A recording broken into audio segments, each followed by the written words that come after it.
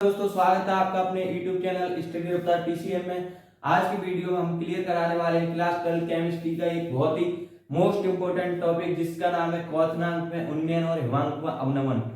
यानी कि क्वथनांक में उन्नयन किसे कहते हैं और हिमांक में अवनमन किसे कहते हैं, इसका मौलिक द्रव्यमान तथा क्वथनांक में उन्नयन में क्या संबंध है, इसका फॉर्मूला कैसे बनता है। तो आज की वीडियो में हम सारी चीजें क्लियर करने वाले हैं, तो वीडियो को लास्ट तक जरूर देखें और चैनल को सब्सक्राइब कर लें अगर चैनल पर पहली बार है तो। वीडियो को दोस्तों में शेयर करें। तो चलिए शुरू करते हैं बिना किसी देरी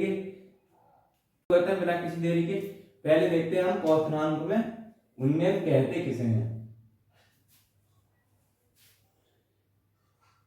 यानी कि क्वथनांक में उन्नयन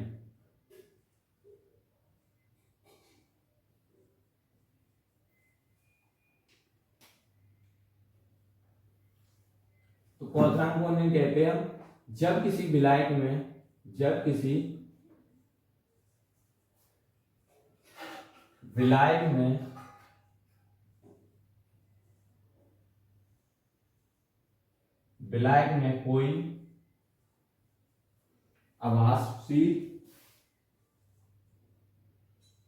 कोई अवाष्पशील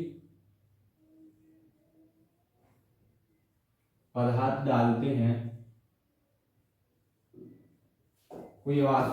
डालते हैं तो विलयन के क्वथनांक में जो वृद्धि होती है, तो विलयन के क्वथनांक में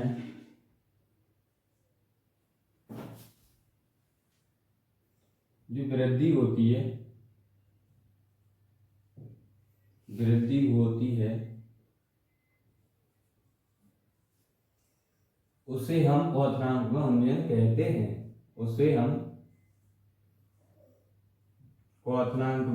कहते हैं। क्वथनांक में उन्नयन कहते हैं।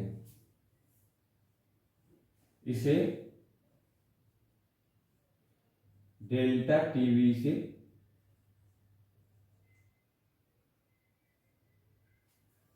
दर्शाते हैं, यानी प्रदर्शित करते हैं।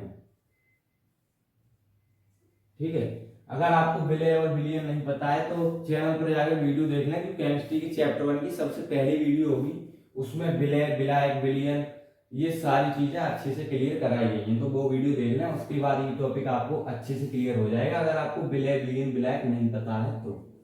ठीक है, तो देखते हैं इसका फॉर्मूला क्या होता है।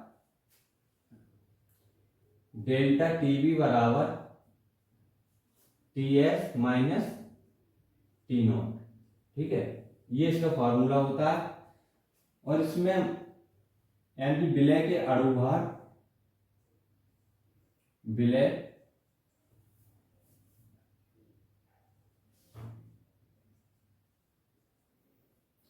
के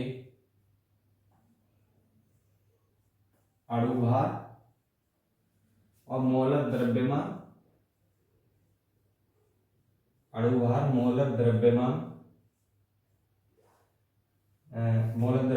क्वथनांक में उन्नयन में संबंध। मौलिक द्रव्यमान और क्वथनांक के उन्नयन में संबंध। क्वथनांक में उन्नयन में संबंध, यानी कि इसका संबंध क्या होता है, उन्नयन में संबंध। तो इसका संबंध इस प्रकार होता है कि जो क्वथनांक में उन्नयन है डेल्टा टीवी, वो अनुक्रमानुपाती होता है किसके, एम के। ठीक है, मॉल रखता है।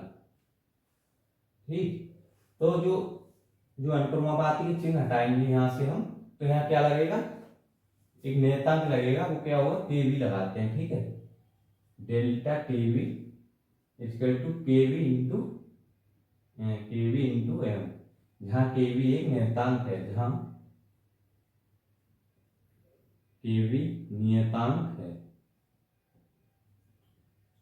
नियतांक है।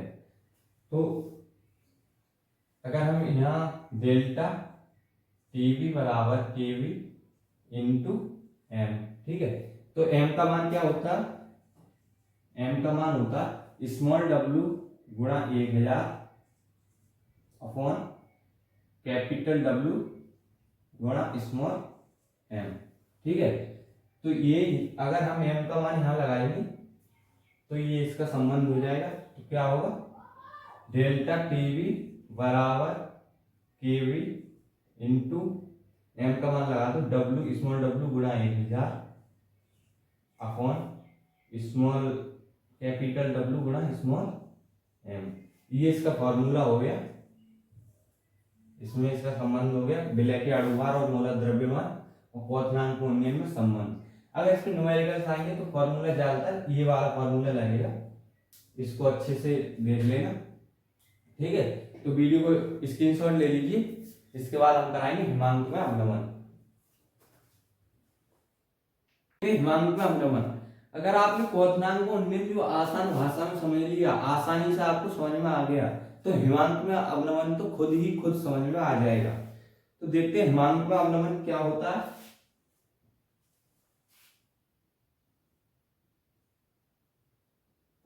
हिमांक में अवनमन, ठीक है, तो इसमें भी सेम परिभाषा है। जब किसी विलायक में हम कोई, जब किसी विलायक में कोई आवासशील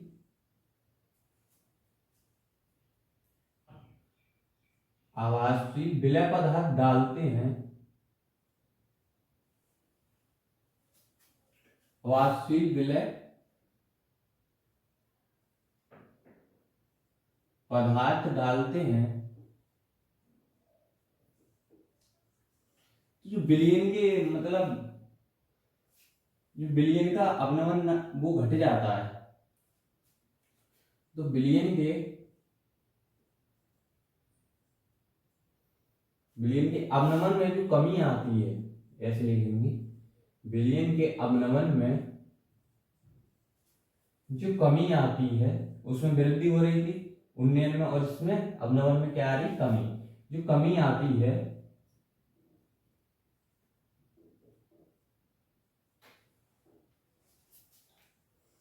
उसे हम हिमांक में अवनमन कहते हैं, उसे हिमांक में अवनमन कहते हैं, हिमांक में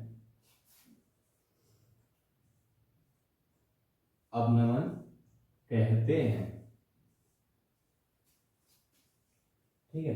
इसे किससे दर्शाते हैं, उसे किससे दर्शा रहे थे, डेल्टा टीवी से, यानी कि बॉइलिंग पॉइंट। इसे दर्शाएंगे डेल्टा टी एफ यानी कि फ्रीजिंग पॉइंट, यानी कमी तो आ रही है, इसे डेल्टा टी एफ से दर्शाते हैं, यानी निर्देशित करते हैं,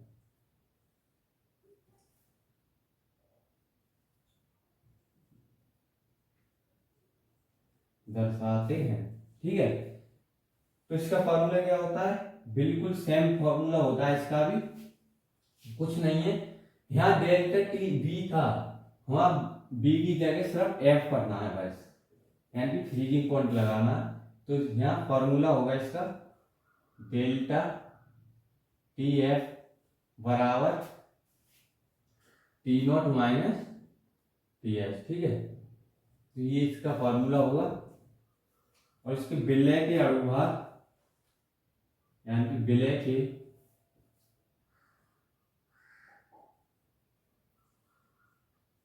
के अणुभार और मोलर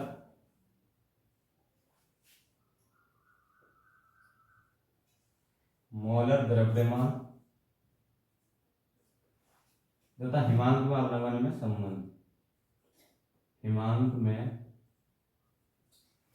अवनमन में संबंध,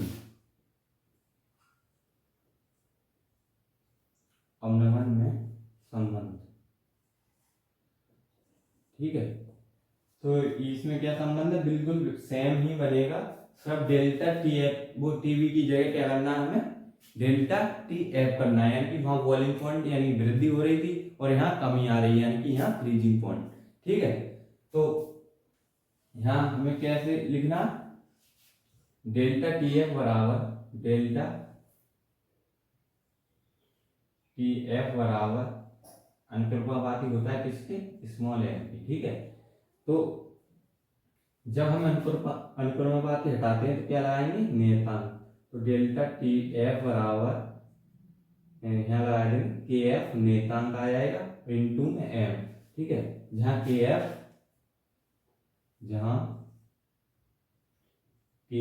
नियतांक है, यहाँ के एफ एक नियतांक है। ठीक है, तो वही चीजें सब, डेल्टा टी एफ बराबर के एफ इंटू एम का मान क्या है, एम का मान पिछली वीडियो बताया था क्या था, स्मॉल एम गुणा 1000 अपॉन कैपिटल डब्ल्यू गुणा स्मॉल एम। ठीक है, तो ये तो हो गया इसमें संबंध, इसका फॉर्मूला ये हो गया न्यूमेरिकल्स वाला, इससे ही न्यूमेरिकल्स आएंगे। तो यहाँ ये देख लेते हैं, इसे दर्शाते किससे हैं, यानी डेल्टा टी एफ तो पता है क्या होता है, हिमांक का अवनमन, डेल्टा टी भी क्वथनांक में उन्नयन, के एफ क्या होता है, के एफ होता है मोलर उन्नयन स्थिरांक, यानी कि मोलर उन्नयन स्थिरांक। ठीक है, और डब्ल्यू इस विलय का अणुभार। ठीक है, स्मॉल डब्ल्यू विलय का अणुभार, स्मॉल नहीं विलय का भार, और स्मॉल एम क्या होता है, विलय का अणुभार, और कैपिटल डब्ल्यू विलायक का भार। कैपिटल डब्ल्यू विलायक का भार। ठीक है, तो उम्मीद है कि आपको ये वीडियो पसंद आई होगी। तो अगर आपको ये वीडियो पसंद आई हो तो वीडियो को लाइक करें, चैनल को सब्सक्राइब करें। मिलते हैं कल एक नए टॉपिक के साथ, नए कॉन्सेप्ट के साथ। यार कल की वीडियो में जो केमिस्ट्री में चैप्टर 1 में जो क्वेश्चन रह गए हैं, जो वो सारी चीजें एक ही वीडियो में क्लियर कराएंगे, यानी कि टाइम बहुत कम है, इसलिए कल की वीडियो मिस ना करें। कल की वीडियो में जो इम्पोर्टेंट क्वेश्चन जो पार्ट 1 में रह गए हैं वो सारे क्लियर कराने वाले हैं। तो मिलते हैं कल एक नए टॉपिक के साथ, नए कॉन्सेप्ट के साथ, नए ऊर्जा के साथ। तब तक के लिए इतना ही, धन्यवाद।